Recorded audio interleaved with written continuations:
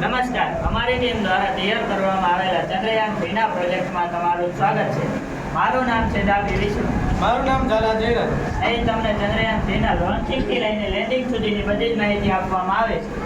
ઇસરોએ આજ સુધીમાં 3 ચંદ્રયાન મિશન હાથ ધરવામાં આવ્યા છે. તેમાં પ્રથમ ચંદ્રયાન મિશન 2008માં લોન્ચ કરવામાં આવ્યું હતું. તે સફળતાપૂર્વક લોન્ચિંગ થયું હતું. ત્યાર પછી 2019માં બીજું ચંદ્રયાન મિશન હાથ ધરવામાં આવ્યું હતું.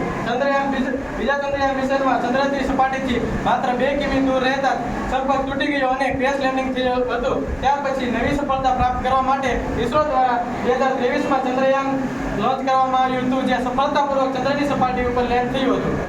ચંદ્રયાન-3ને લોન્ચ કરવા માટે આંધ્રપ્રદેશમાં આવેલા શ્રી હરિકોટાના સતીશ ધવન સ્પેસ સેન્ટરથી લોન્ચ કરવામાં આવ્યું હતું. તેનો નાનકડો નમૂનો અહીં તમને રજૂ કરવામાં આવે છે.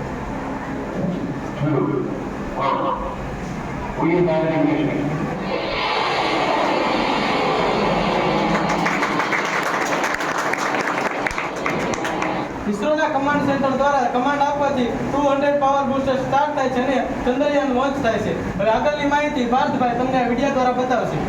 ભારતનો સૌથી પાવરફુલ રોકેટ બૂસ્ટર હેલિયમ-3 M4 પૃથ્વીની ગ્રેવિટીને માત દઈને પૃથ્વીના લોઅર ઓર્બિટમાં પ્રવેશે છે. ત્યાં તે પૃથ્વીને ઓર્બિટ રેસિંગ કરવાનું શરૂ કરે છે. આ ઓર્બિટ રેસિંગ કરતા તે 5 વાર ઓર્બિટ રેસિંગ કરે છે અને તે માટે તે 17 દિવસનો સમય લે છે. ત્યારબાદ પાવર બૂસ્ટર ફાયર થાય છે અને તે ચંદ્રના ઓર્બિટમાં પ્રવેશે છે. ત્યાં જઈને તે પોતાની સ્થિતિ ફેરવી નાખે છે, કારણ કે તે પોતાની ગતિ ધીમી કરવા માંગે છે.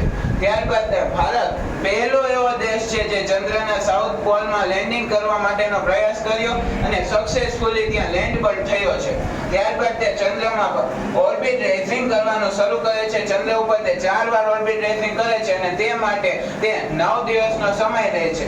ત્યારબાદ તે ચંદ્રના 100/100 એરિયામાં પહોંચે છે. ચંદ્રની જમીનને સ્કેન કરીને લેન્ડર લેન્ડિંગ માટે જગ્યા નક્કી કરે છે. ત્યારબાદ 23 ઓગસ્ટ 2023 સાંજે 5:47 તે ચંદ્ર ઉપર લેન્ડ થાય છે. તેમાંથી પ્રજ્ઞાન રોવર બહાર નીકળે છે. પ્રજ્ઞાન રોવર ભારતનું સૌથી પાવરફુલ રોવર છે. તે સોલાર પેનલની મદદથી ચંદ્રની ઉપરના રહેલા ભૂમિ અંગેની માહિતી, ભૂમિમાં કેટલા પ્રમાણમાં મિનરલ્સ છે, ભૂમિમાં આવતા ભૂકંપો વગેરે માહિતી આપણા સુધી પહોંચાડે છે.